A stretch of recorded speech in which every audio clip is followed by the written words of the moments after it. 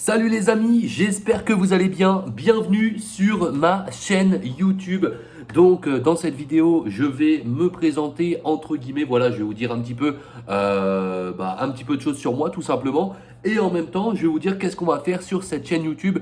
Donc en tout cas, j'espère que vous allez bien. Si vous êtes nouveau ou nouvelle, n'hésitez pas à vous abonner à ma chaîne. Voilà, il faut commencer à un début. Donc merci à toutes celles et ceux qui s'abonnent. N'oubliez pas non plus d'activer la cloche des notifications, c'est hyper important. Pourquoi? Car vous allez être au courant de toutes les prochaines vidéos quand je vais en sortir. C'est-à-dire que vous vous abonnez. Juste à côté, il y a une petite cloche. Vous cliquez dessus, vous mettez activer toutes les notifications. Et lorsque je vais sortir une vidéo, vous allez être alerté. Donc voilà, c'est plutôt pas mal, une belle fonctionnalité de YouTube. Donc merci à toutes celles et ceux qui vont le faire. N'hésitez pas également à mettre un petit pouce bleu sur la vidéo. Ça fait grave plaisir.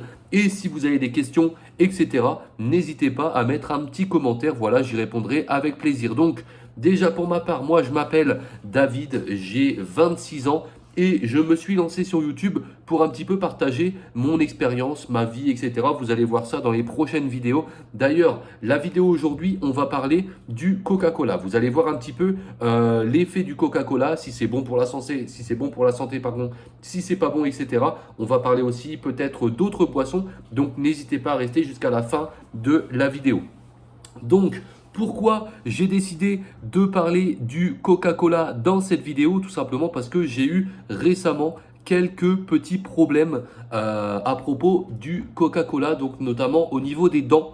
Donc pourquoi le Coca-Cola n'est pas bon? On va faire en plusieurs points. Pourquoi le Coca-Cola n'est pas bon? Tout simplement déjà le Coca-Cola. J'ai ramené une bouteille qui est juste ici. On va lire à l'intérieur qu'est-ce qu'il y a dans le Coca-Cola. Donc je remets le téléphone. Donc à l'intérieur du Coca-Cola, il y a donc pour 100 millilitres, il y a 180 calories. Il y a matière grasse, il y a 0. L'acide gras saturé 0 g, les glucides 10,6 g, le sucre c'est pareil, il n'y a pas de protéines et il n'y a pas de sel. Donc on peut s'apercevoir que dans une canette de Coca-Cola de 100 millilitres, il y a quand même pas mal de sucre. Je ne sais pas ce que vous en pensez, mais c'est assez incroyable. Donc celle-là, cette canette fait 330 millilitres. Donc voilà, là, le Coca-Cola se boit très frais, boisson rafraîchissante aux extraits végétaux, ingrédients. Il y a de l'eau gasifiée, du sucre, du colorant, de l'E150D, je ne sais pas ce que c'est, et de l'acidifiant, l'acide phosphorique. Donc voilà, ensuite les apports de référence Nana, à consommer de préférence, voir-le au fond de la boîte. Donc celle-là, c'est à consommer de préférence le 30 juin 2023. Donc ensuite, conserver l'abri du soleil dans un endroit frais et sec. Coca-Cola, truc. France, chemin de Bretagne, à Issy, Limoino. Conditionné avec l'autorisation de The Coca-Cola Company. Coca-Cola est une marque déposée de The Coca-Cola Company. Ensuite, on a le numéro de téléphone, du truc au truc, voir modalité. Ok, super. Ensuite, qu'est-ce qu'il y a d'inscrit? Scanner pour participer. Ok, un petit concours. Ensuite, là, tenter de gagner des expériences musicales incroyables. Et voilà, Coca-Cola, goût original. Je crois qu'on a fait tout le tour. Donc là, on a le slogan Recyclez-moi, encore et encore et encore. Et on a encore, voilà, pour 330 millilitres, on a de l'énergie 994 calories, matière grasse 0%, acide 0%, sucre 35 grammes. Pour une canette de Coca-Cola de 330 millilitres, c'est quand même énorme. 35 grammes, je ne sais pas ce que vous en pensez. Donc voilà, pourquoi le Coca-Cola n'est pas bon? Tout simplement déjà pour les dents. Pourquoi pour les dents? Parce qu'en fait, ça attaque directement la gencive. Juste là, ça attaque directement. Et moi, j'ai eu des problèmes par rapport à ça, tout simplement parce que avant, je buvais énormément de Coca-Cola. Et quand je dis énormément, c'est à peu près 3-4 canettes par jour. Des moments, ça m'arrivait. Et il y en a, je sais qu'ils en boivent beaucoup plus que ça. Donc faites vraiment attention car ça attaque énormément juste en dessous des gencives, entre les dents et les gencives, ça les attaque et ça fait des creux. Et c'est vraiment très très moche. Donc moi, j'ai eu la chance d'avoir un dentiste qui a su me réparer ça convenablement. Et vraiment, maintenant, on voit pratiquement plus rien. Pourquoi? Car il a mis de la résine. Donc en fait, c'est de la résine blanche qui cache les trous en fait, juste aux dents. Donc voilà, c'est vraiment pas agréable. En plus, c'est vraiment, ça attaque toutes les dents. Et là, je vous dis, quand vous faites des piqûres juste en dessous, comment dire, juste en dessous du nez, là, les piqûres, vraiment, ça fait très très mal. Ça remonte jusqu'à l'œil et c'est insupportable ce genre de piqûres. Donc voilà, faites vraiment attention au Coca-Cola. Donc ensuite, on peut voir d'ailleurs que le Coca-Cola est très dangereux. J'ai envie de dire, c'est limite un médicament, un produit toxique, j'ai envie de dire. Pourquoi?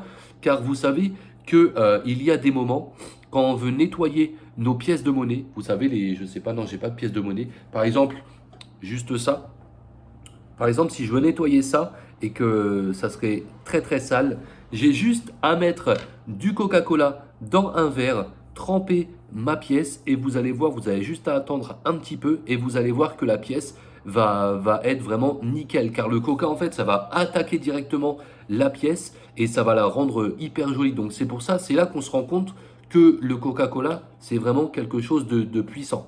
Ensuite, concernant les points négatifs du Coca-Cola, donc c'est pas bon non plus pour le diabète. Il y a des personnes qui font du diabète. Comme on l'a vu, il y a énormément de sucre dans une canette de Coca-Cola. Dans le Coca-Cola, tout simplement, il y a énormément de sucre. En plus, c'est acidifié, etc.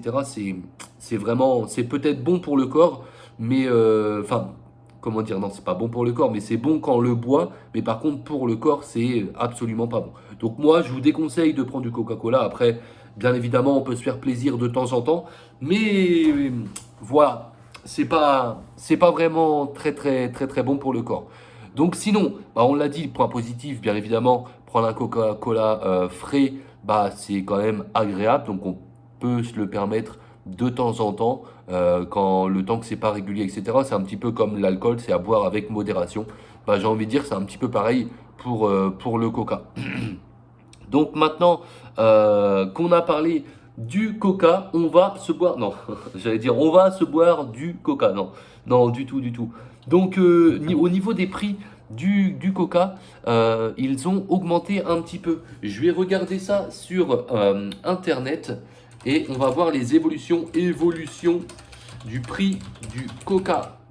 Alors, les évolutions du prix du Coca. En général, pour s'acheter une canette de soda en France, le coût est de 2,63 €. Ça me paraît énorme. Ce montant peut baisser jusqu'à 2 euros et croître jusqu'à 4 euros selon les périodes de l'année. Une canette de Coca. Non, je pense qu'on n'est pas sur un bon truc. Alors, on va regarder un article du 3 juin. Les prix des sodas pourraient augmenter en raison de la montée du prix du dioxyde de carbone. Le dioxyde de carbone, je vais mettre ma caméra comme ça.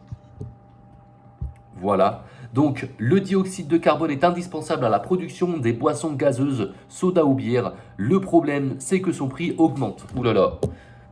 Ok, super. Le prix augmente à cause des effets du coronavirus sur la production de carburant. Un propriétaire d'une brasserie de Santa Rosa, le Russian River, en Californie, raconte qu'il paye son dioxyde de carbone 25% plus cher que son fournisseur. C'est-à-dire que, en fait, là, d'après ce que je comprends, il est en train de vendre à perte. N'a pas accès suffisamment à dioxyde de carbone dans l'État américain.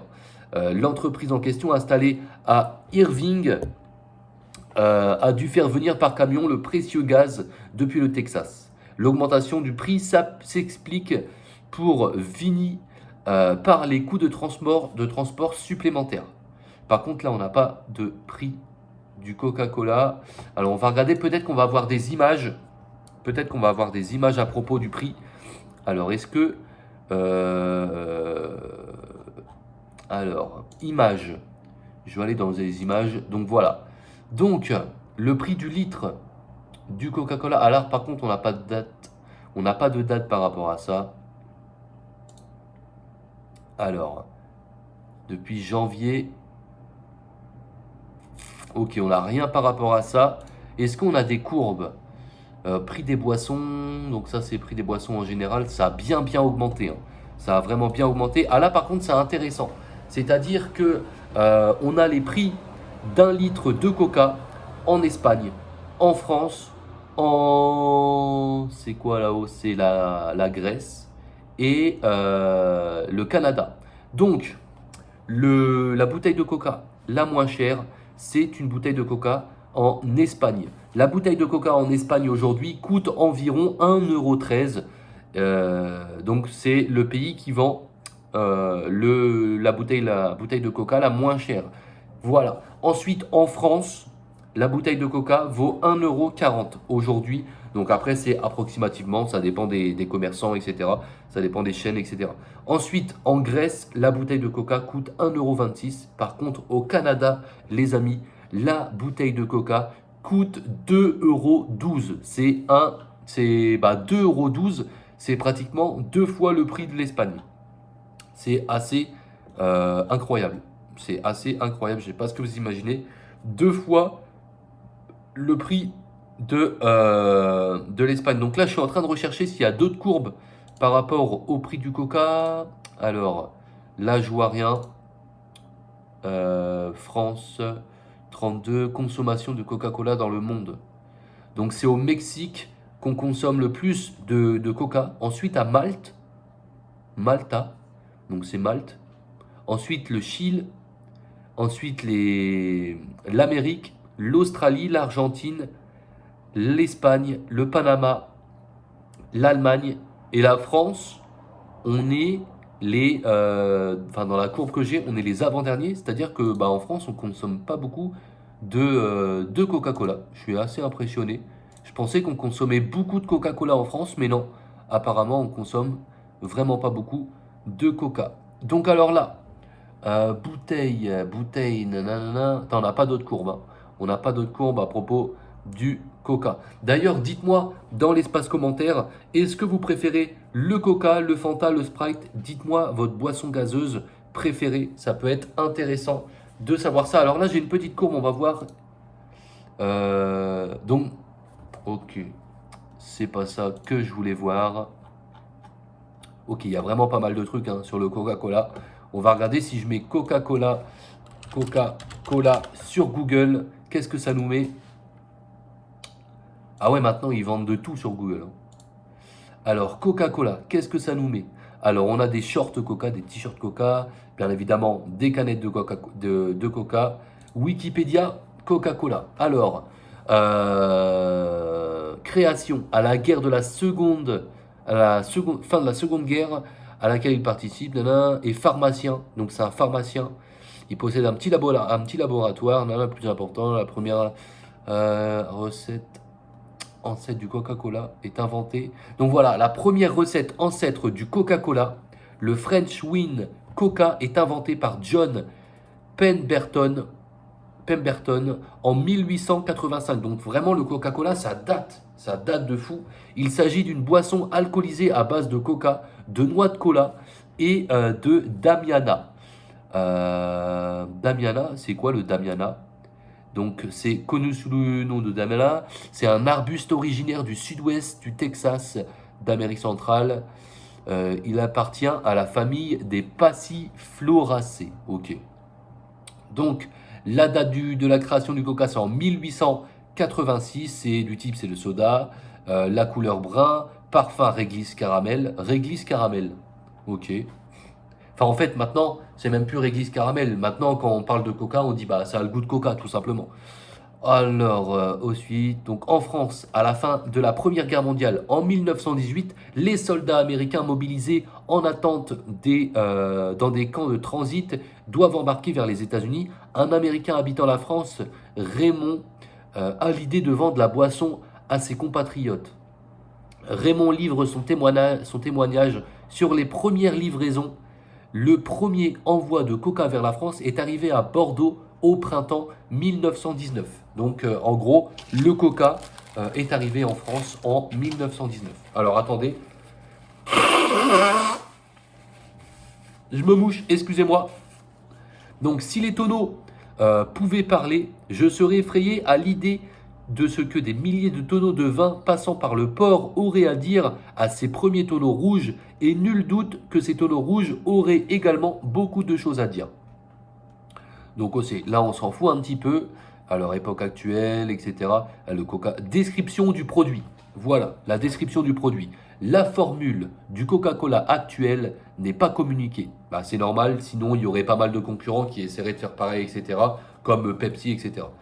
N'est pas communiquée par le firme au nom du secret industriel, celle de Pemberton, ayant fait l'objet d'un brevet et en revanche maintenant dans le domaine public, bien qu'interdite de fabrication compte tenu de ses ingrédients. Le firme, depuis sa création, entretient un certain mystère sur sa recette. Le document repose depuis 2011 dans le musée de l'entreprise World of Coca-Cola situé à Atlanta. Donc voilà, ça c'est tout à fait normal que ils disent pas la recette du Coca-Cola parce que j'ai envie de vous dire c'est normal tout simplement.